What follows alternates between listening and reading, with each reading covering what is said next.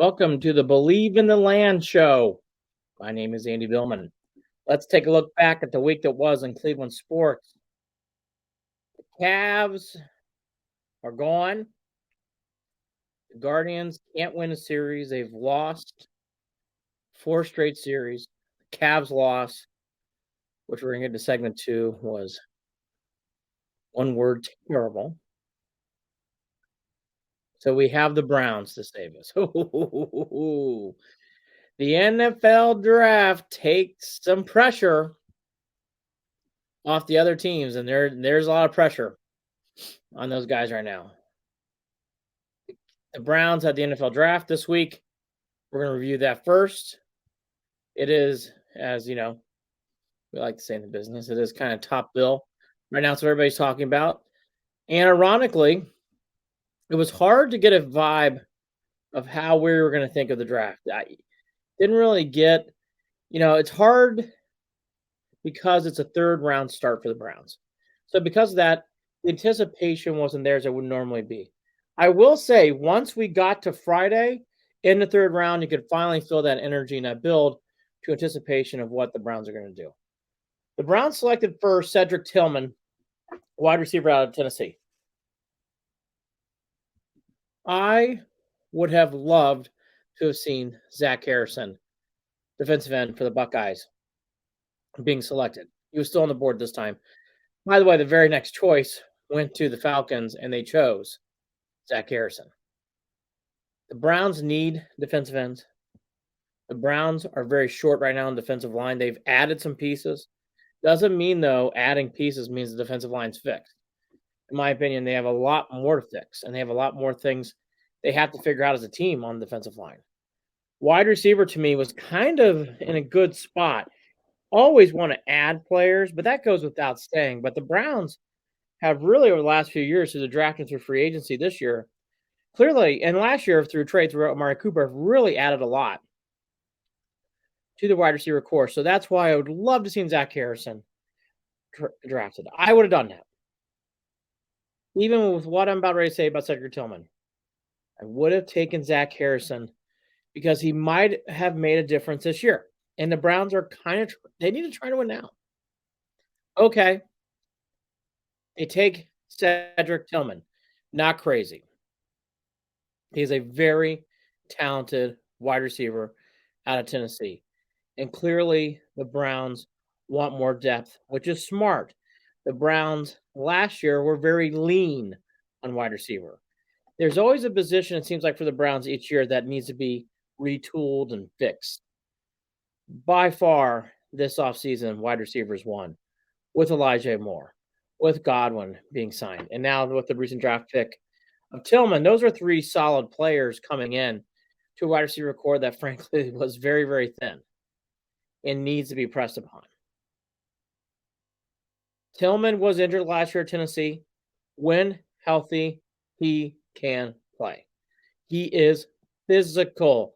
He is not a fast specimen. He can run. He does have speed, but he is not a blazer. This is pure size. And when I say size, I say big kid at 6'3" and 213. Big kid. He is by far the biggest and tallest player in the room. Right now on the Browns roster, by height and by weight, Cedric Tillman wins. When you think about it from that perspective, it kind of erases what I just said about getting Zach Harrison, because this is such a value pick. And that's a very big term in the NFL draft, but it's true.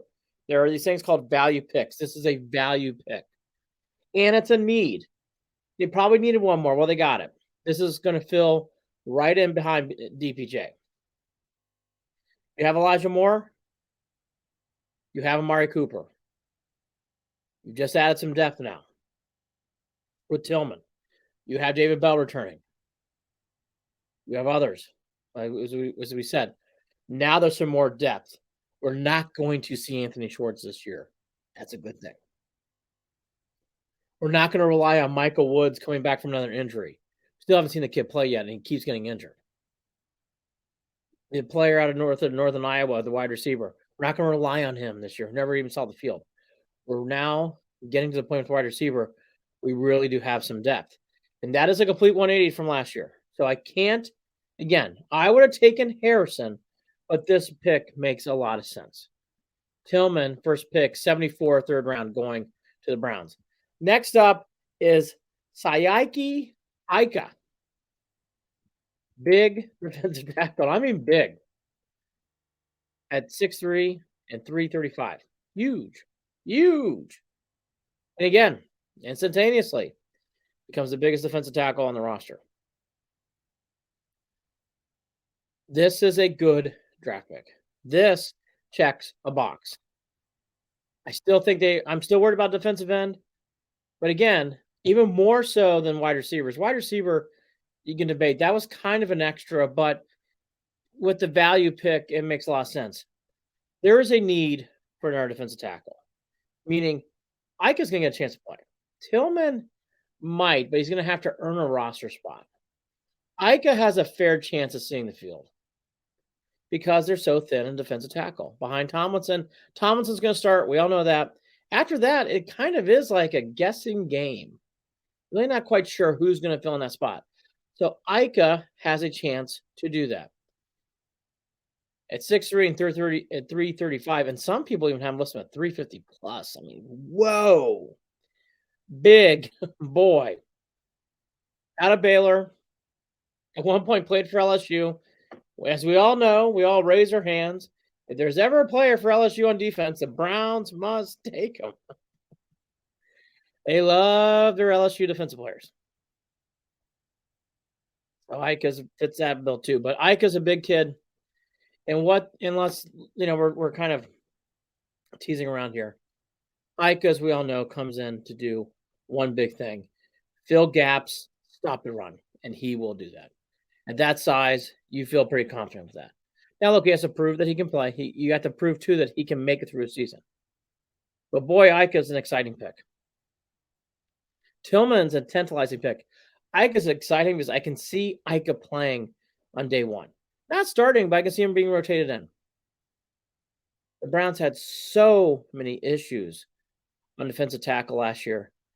You can't be upset at that pick. Third round picks made a lot of sense to me. Again, you can't get upset.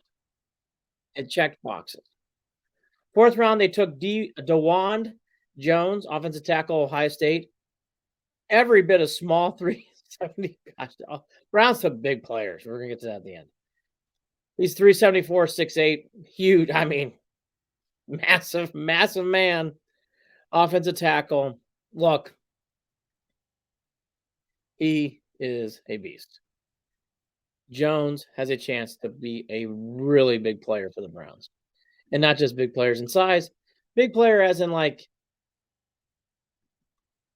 I could see him being a Pro Bowler, a stalwart, if he can handle himself. At that size, endurance is a question. He does have some questions off the field. That has been mentioned in some write-ups. There is a question about his character. Now, that said, if Jones can figure out how to stay on the field, how to be a good teammate, how to be a good person in society. I mean, Jones, I can see being here for a while. That is a huge size man, and I'm glad they're doing this finally. Taking big kids. Don't see Jones playing this year? No, I don't. Developmental. But developmental to how I can see him getting on the field in the future, meaning Conklin and Wills are your two tackles. You get the feeling next year or the year after, it's not going to be Conklin and Wills. So that gives Mr. Jones an opportunity to play. Good pick. He is definitely big boy. Can't get mad about that from an offensive line perspective. Can't get mad at it being a fourth-round pick. The only question, I think, is endurance with that size. Can he make it through an NFL season? And again, he does have some character issues. It's been written up in some articles. He might have a character issue too, so we'll have to see. In the fourth round, 2 picks later, is Isaiah McGuire. Or actually, it wasn't 2 picks later. It was drastically. That was in the 5th round. So Jones was 111, At 126 was Isaiah McGuire. This is where you start thinning out the draft here. McGuire has a chance to back up Ogbo or Garrett, and he has a chance to take Alex Wright's spot. That's what this. He's not going to start. No chance. Jones is not going to start. I'd be surprised if Jones started. McGuire even less of a chance. Good player at this position. It's hard to hate this draft pick. The Browns need depth at defensive end. He is going to be on the team. Not that you ever go cut a player, and boy, the Browns don't cut players on they draft, so that's not even a chance, anyways. But McGuire feels the need. They needed defensive ends. They needed a body. He fits that. He had a productive career in Missouri. He does not wow people with analytics chart. And again, the Browns did, and we're gonna get this at the end. They did very, I would say, going against the grain sometimes in the analytics, and I like that. Now, McGuire also checks a box. He's an SEC player. Browns love that. Nothing wrong with that. SEC's best conference, as we all know. So that's McGuire, 4th pick. 5th round pick is Dorian Thompson-Robinson, quarterback, UCLA. Robinson saw play last year. He is a good athletic player, good college quarterback. Really could have done more at UCLA. Hard to tell if that's on Kelly or that's on the quarterback at times, so it's hard to tell. He is a competitor.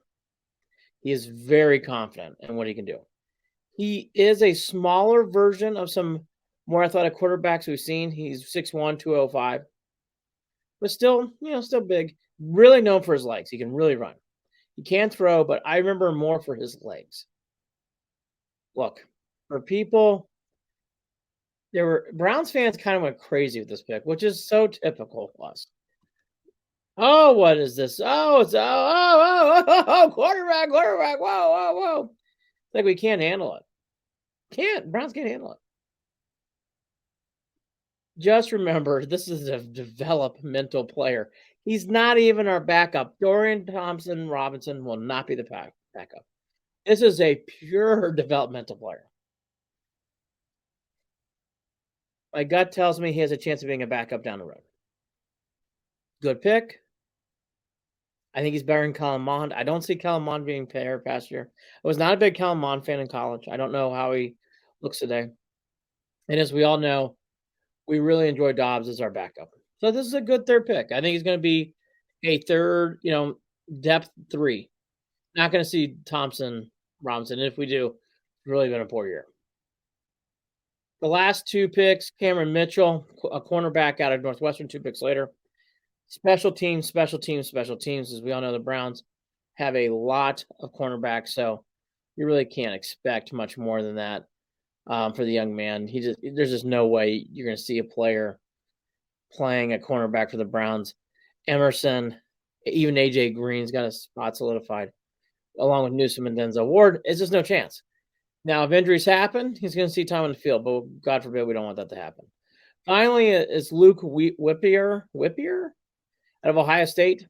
To Ohio State. That's pretty big. Pretty big for the Browns. They usually, in the past, haven't even touched Ohio State. They've touched Ohio State. Like Big Ten, SEC. That's it. He's a center. He's your typical draft day center. I wouldn't really overanalyze too much with this. He is not the ideal length and strength for a center, okay? What I see here is Posick is back. Could he challenge Harris for the backup? We'll see. That's what I see there. The last 3 are very true developmental players. You're not going to see them. You're not going to see them a whole lot unless there's injuries. Other than that, you're not going to see those 3 players. I give the Browns draft overall a B. I thought they had a good draft. Again, I would have taken the defensive end, Harrison, earlier, but I get Tillman. It's hard to get mad at these picks. They definitely did some good value things. Tillman has a chance to be an everyday NFL receiver, so you can't get mad there. Same thing with Ika, defensive tackle, a position the Browns did need to reinforce, so that was good. McGuire has a chance to play because the defensive end is a little, not as I should say. His defensive end needs some bodies, so he's going to be a body. I think he's going to get a chance to possibly back up Garrett or Ogbo, and that means he's going to be in there a little bit. I'm sure he's going to love the opportunity to do that. And then Jones, the offensive tackle of the Buckeyes. Again, don't see him starting, but he's going to have a chance to play the year. He does have some character issues. Big guy. Browns took big, meaty guys. That was very, very good to see. The Browns at times did look a little light with weight. They have answered that in one draft. They took big boys. Overall, again, it's a B. Hard to get much higher. But again, if you're anti this draft, I don't understand it either because the Browns did get good value and they did some things that really did make sense. We come back. It's a funeral procession. Time to talk about the Cavs. Welcome back to the Believe in the Land show. My name is Andy Billman. This is the Believe in the Land show. Let me pronunciate the show properly. Kind of slid it up in there beginning. If you love instantaneous reaction, you would have seen it after Game 5. You'll see it all the time after the Guardians, who again lost today. They've lost 4 straight series. Lost today in Boston. And of course, instantaneous stuff after the Browns in the fall. Go to official Cleveland Sports on Instagram. That's at official Cleveland Sports on Instagram. If you like videos like this and you like audio things, with me giving an analyzation, check out Believe in the Land on YouTube. That is Believe in the Land on YouTube. Hi. Oh, Cavs. What an exit.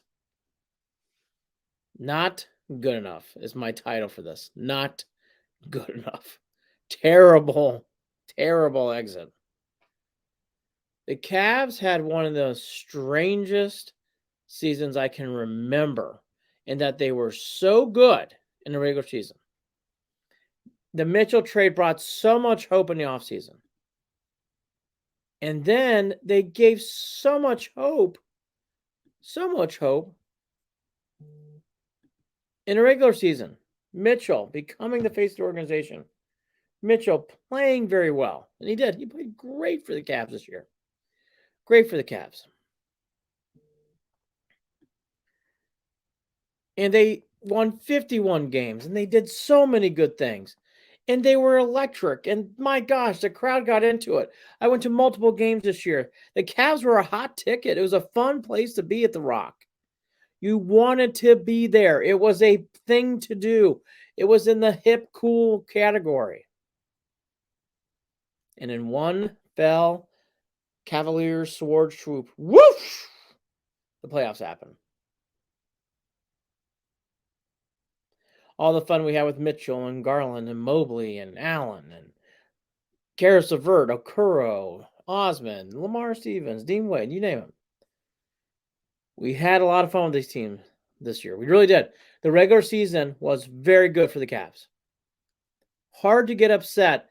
They had some losses, but they had so many wonderful wins. The 71 performance for Mitchell comes to mind immediately. The 3 wins over the Celtics were all great and thrilling. Karis LeVert winning it single-handedly in Boston to begin the year. Closing it out at home in Garland's first game back. Multiple good wins against the Celtics. They beat the Bucks later in February, which was a good win. And you felt like they were building momentum. But I guess we didn't pay attention enough to a couple things that I noticed that I said, but I didn't think were going to be a hammer drop of problems, but they became a hammer drop of problems. And the biggest thing is what was happening to the so-called paint. The Cavaliers ranked very highly on defense. They were very well thought of metrically and analytically. But the Cavs had a hard time in this series and really in the second half of the season with rebounding. Cavs are not a good rebounding team. Just because you're good defensively does not make yourself automatically a good rebounding team. And boy, as Cavs fans, we learned that the hard way. The Knicks dominated the paint. They got second and third chances on multiple possessions in the second half, especially in game 5 that were just backbreaking. Back-breaking. Painful. Painful. Game 5 was embarrassing because all the stuff that happened in game 4, which I went off on here last week, happened again. No control of the paint. Jared Allen was terrible. We're going to get to him more in a second. Awful. Mobley didn't play well. Mitchell didn't play good enough. Scored points, yes, but didn't make players around him better. Garland didn't play good enough. Didn't make players around him better. Caris LeVert's the one. I don't know if he could have done much more. He had a good game. Caris LeVert can probably sleep well tonight. He did. He played a good game in game 5. But that's about it. I mean, the Cavs just did not have it. Could not put it together, eliminated. And they got out hustled and they got outworked. And so this goes to my big theme. There's 5 major points I want to talk about here as we move forward. And we will move forward with the Cavs next week. And we're going to get into what is ahead. And we're going to get into what they need to do. And we're going to talk about how they go about this offseason to make sure this doesn't happen in the playoffs. But we need to digest this game 5 elimination before we do that. And my overall theme for this, is easy.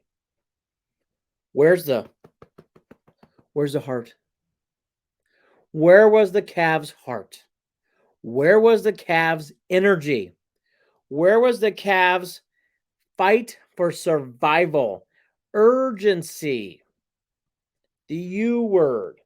Urgency. Where's the urgency? Cavs didn't have it.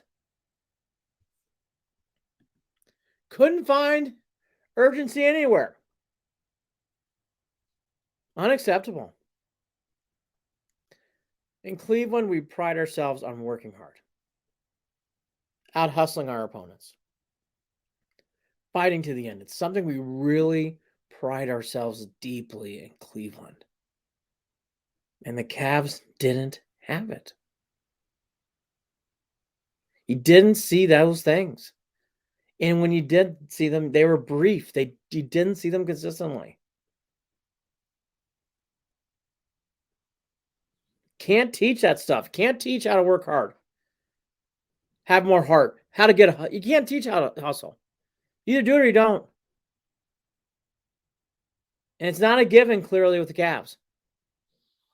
You know, they have this thing called the Junkyard Dog Award. That should be put on ice for a while.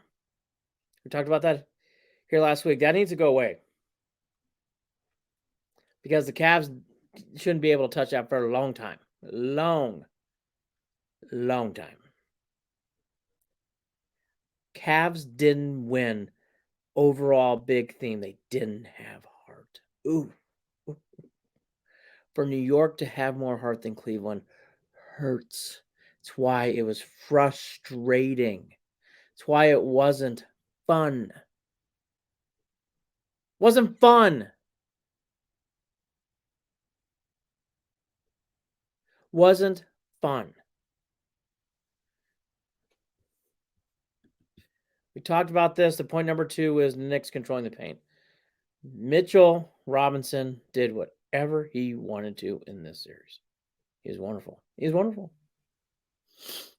He destroyed Jared Allen. Jared Allen looked weak and old and just tired. He didn't have it. He couldn't get it done against Mitchell Robinson. Just couldn't do it. He just didn't have enough to get it done, and that really is disheartening. Really is disheartening. Mobley did well defensively. He did. He felt invisible in glass. The Cavs all year felt like they can control the paint with our big 2. The Knicks shredded that. Knicks controlled the paint, controlled the glass, controlled everything. Broke the will of the Cavs. Ugh. Hate saying it, but it's true. Broke the will. Robinson was just a helicopter full of rebounds every time. And then if he didn't get it, Hart got it. Hart also killed the Cavs, killed them.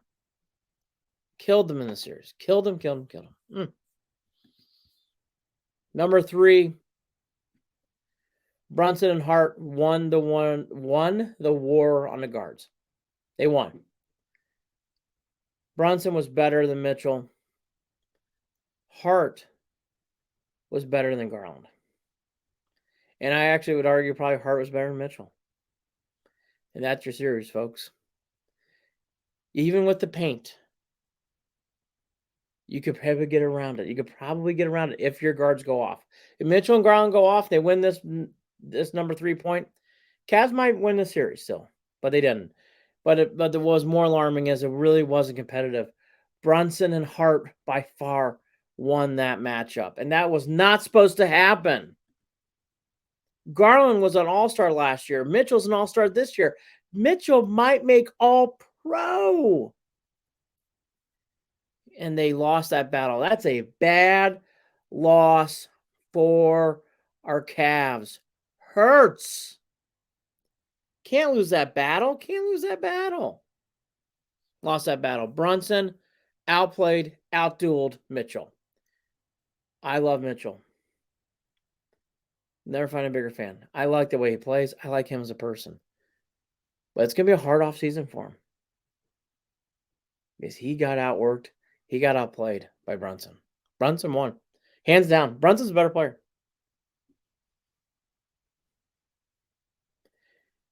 And then when Hart wins the battle over Garland, well, that's you can maybe argue that's a better point than the rebounding. But the rebounding disparity was so large, you have to put it ahead of it. But the battle of the guards was won by the Knicks, and that was not supposed to happen. And it did. Number 4 is Jarrett Allen. I want to be careful with this because I really do like Jarrett Allen as a person. And I think Jarrett Allen does a nice guy things.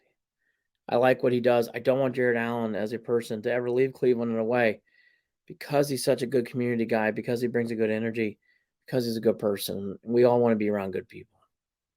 The most important thing in life is you want to be surrounded by good people. But Jarrett Allen played really poorly to finish up this series. Really, really poorly. He was terrible. Not bad. He was terrible. He was that bad.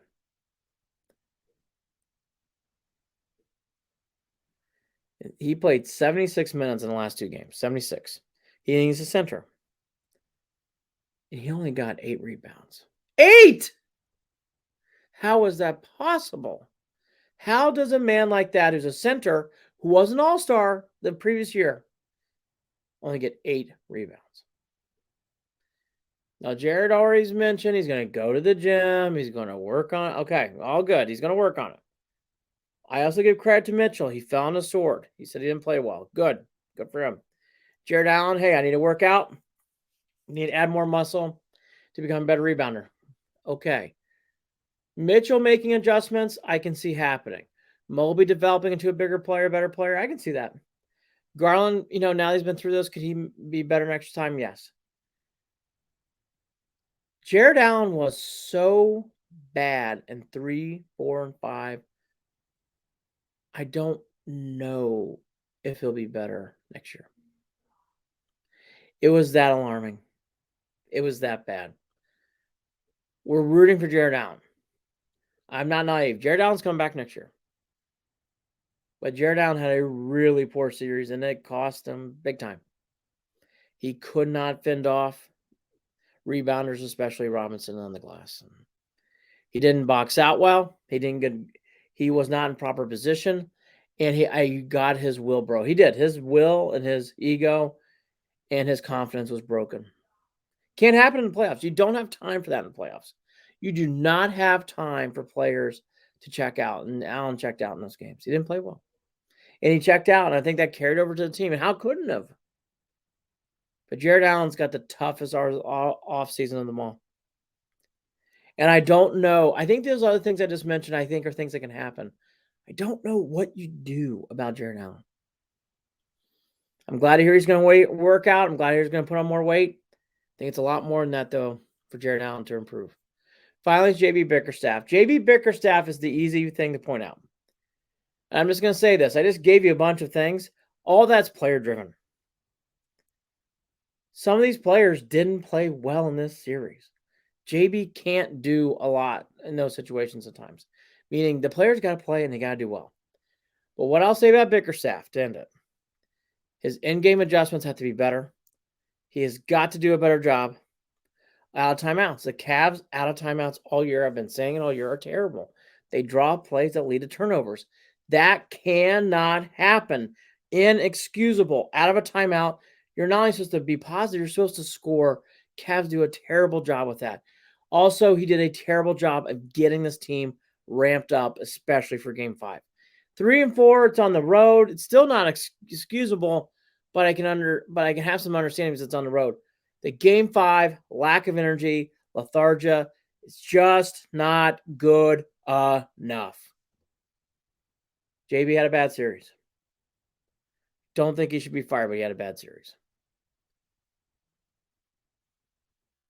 Where was the heart? The rebounding issues in the paint was number 2. 3 is the guards matchup really went for the Knicks. 4 is the Jared Allen mystery, and it's a mystery. And then finally, Mr. Bickerstaff did get outcoached.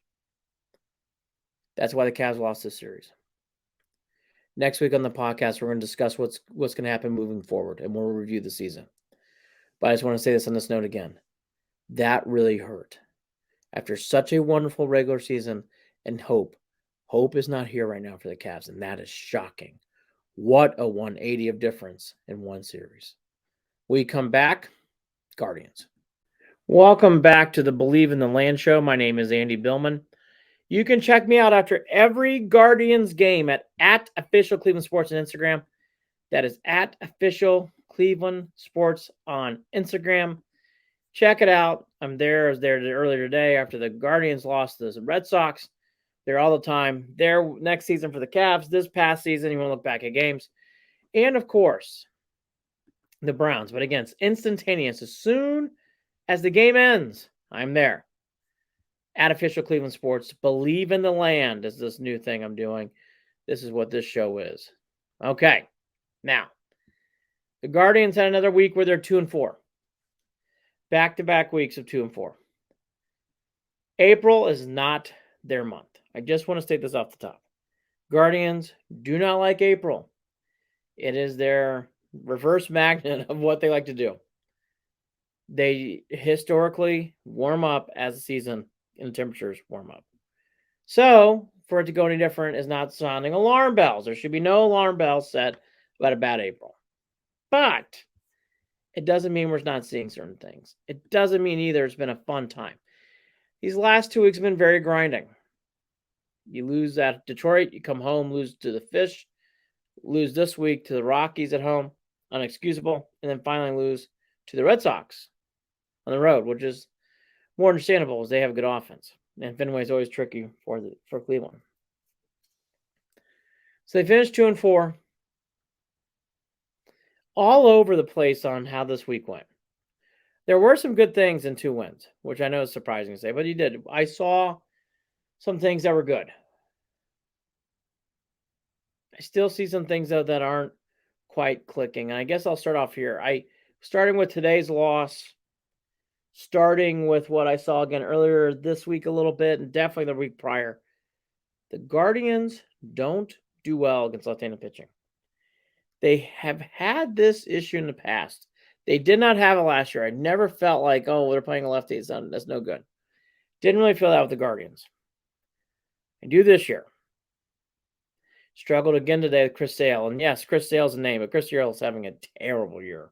The Guardians made him look like a Cy Young Award winner. They just did not put the ball in the bat, and they're not doing that this year against lefties, and that is now a problem. They got to slow down this trend. You don't want to become a team that can't handle lefties and that be known in the market. The Guardians have played a lot of lefties, probably compared to more other teams. They played more lefties this year. but they've got to figure it out. And even more reason why you got to figure it out. Got to play better against lefties. Not sure what it is, but something that is something that they can figure out. Something specifically about lefties is I think it's now time, and this is kind of another point. So I'll say it's a point two, but I wouldn't call it point two of importance. It's time for the Guardians to start wondering, putting Brennan there most days because Oscar Gonzalez again played today. Oscar Gonzalez did not look good. Oscar Gonzalez did not play his best game today. And Brennan looks like a better player right now. And it's not trying to be mean, it's not trying to be harsh.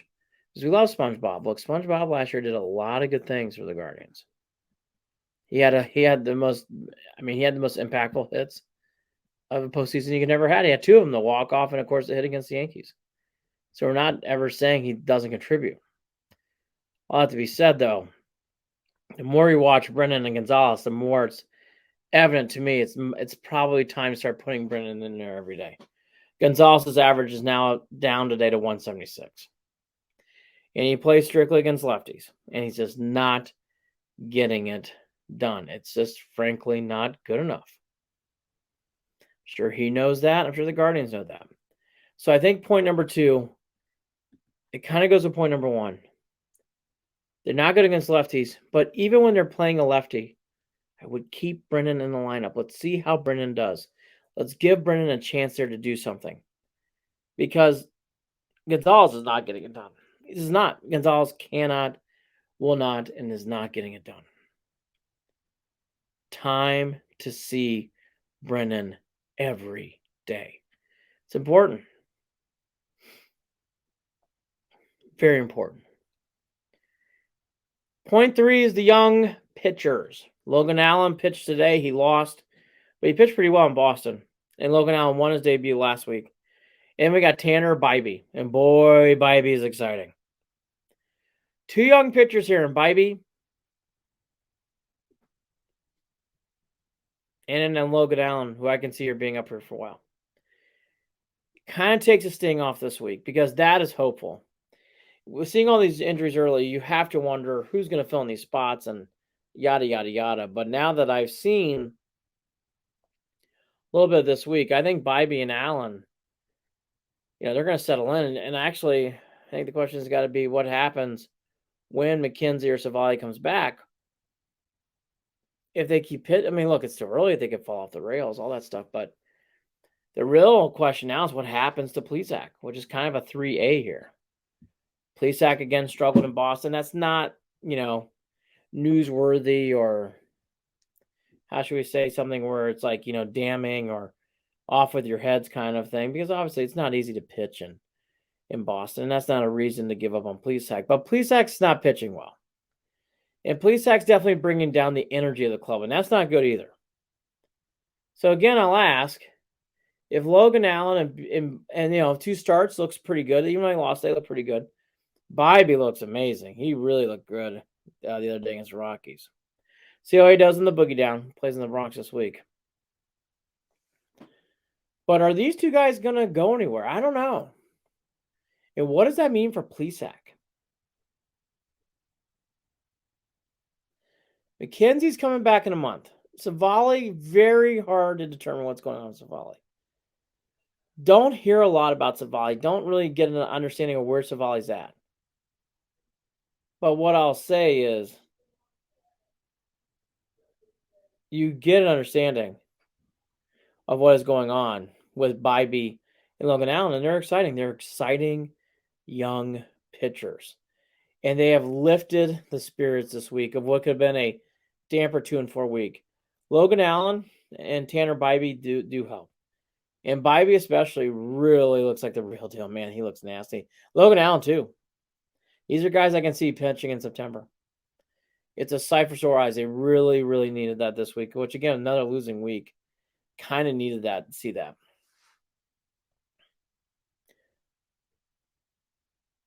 Point number 4 is kind of an overall arching early theme, so it means it can change. But early on, Clase does not look like Clase for last year.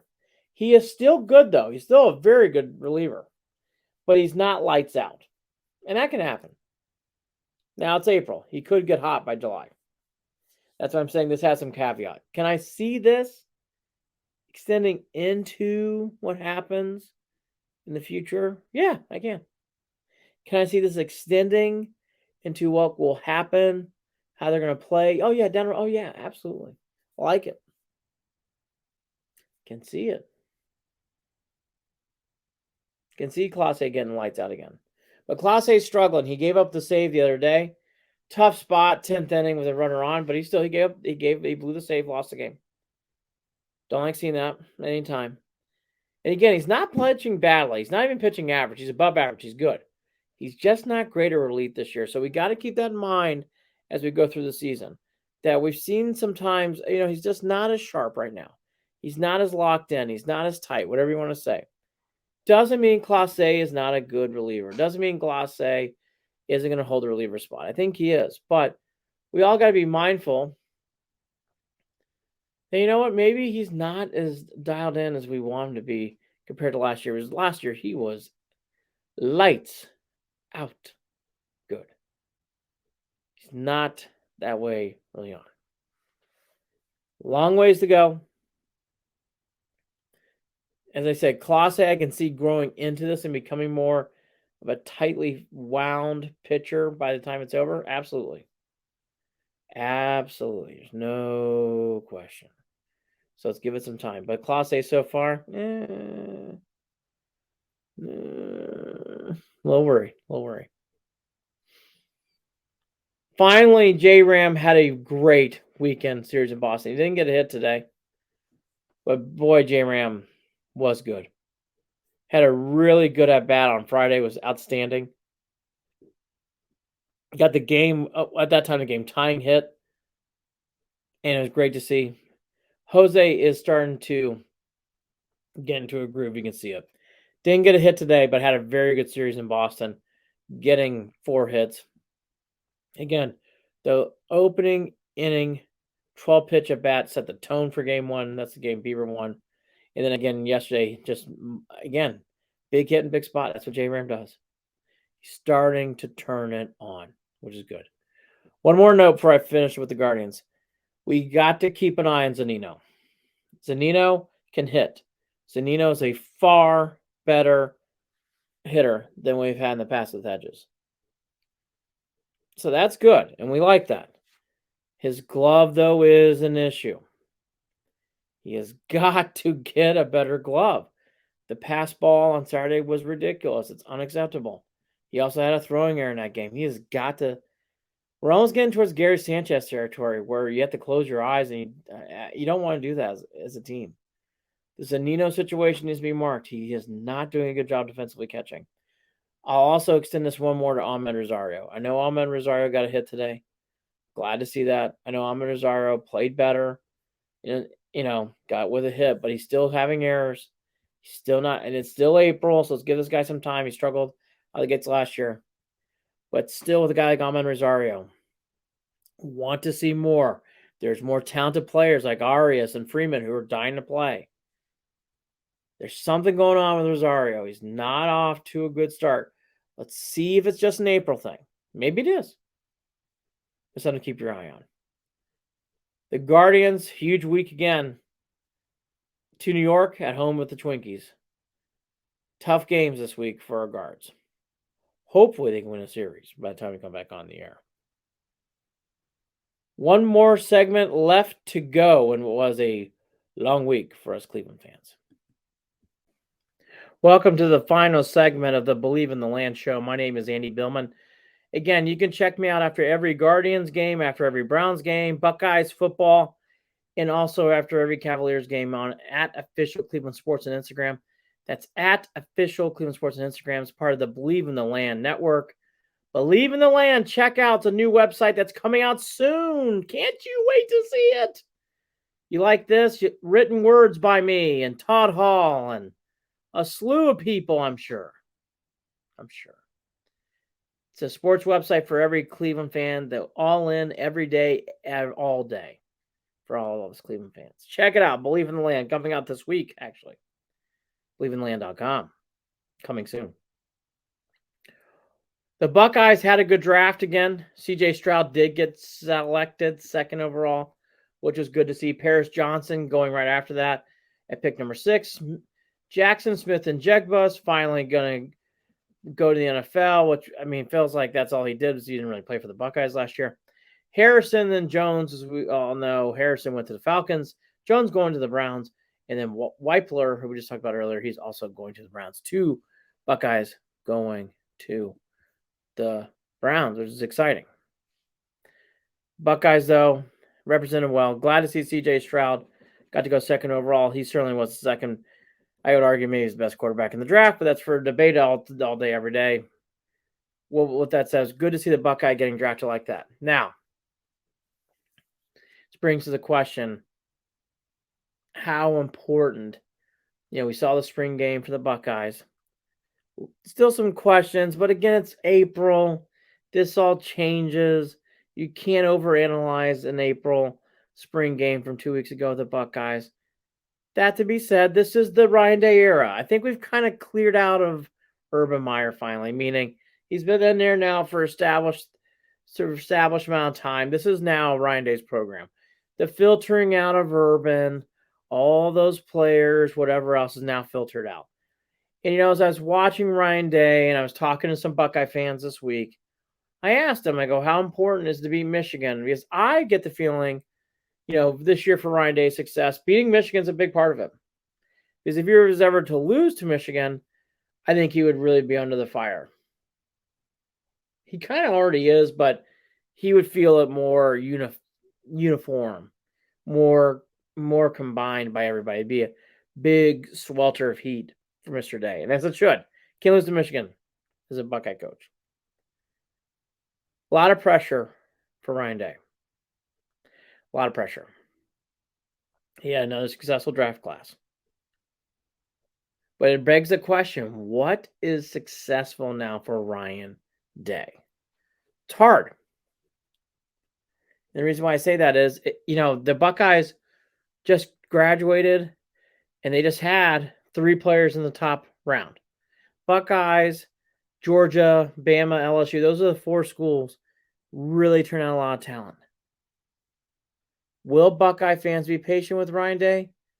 I think in certain aspects they might be, but I'm telling you that Michigan game is important.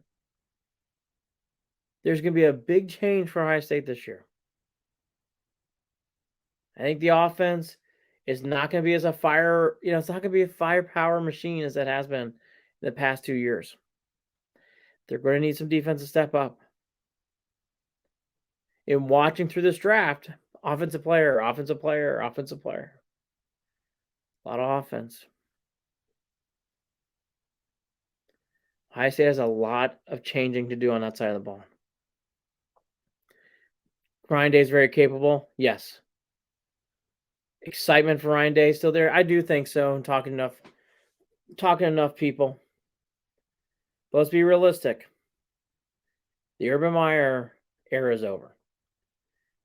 The honeymoon of Ryan Day is over. He's got to be Michigan this year. And in my opinion, he needs to get in the Big Ten championship game. He won't be fired unless it's catastrophic.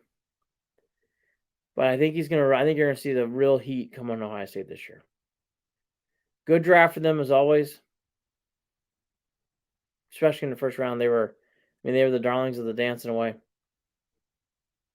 But Ohio State, a lot of pressure to win next year for the Buckeyes. A lot of pressure. Browns did pretty good in the draft overall. Like I said, hard to hate this early on, but even so, it made sense. I gave it a B. You see everything ranging from A- to B. Cedric Tillman, the big name out there. Also, Ika out of Baylor is exciting. As we mentioned, Jones out of Ohio State and McGuire as well. The Cavaliers got eliminated on Wednesday. We relived what happened, why they got there. We're going to talk about next time what they do for 2023 and 24 season. But for today, Cavs lost, heartbreaking loss, terrible loss. Speaking of losing, the Guardians keep losing too. They lost actually 4 out of 6 again this week, only winning 2 games in the series against the Rockies and the Red Sox. And that was the week that was. in Cleveland sports. My name is Andy Billman. We'll be back on here next week. Hope you have a wonderful week, and we'll see you then.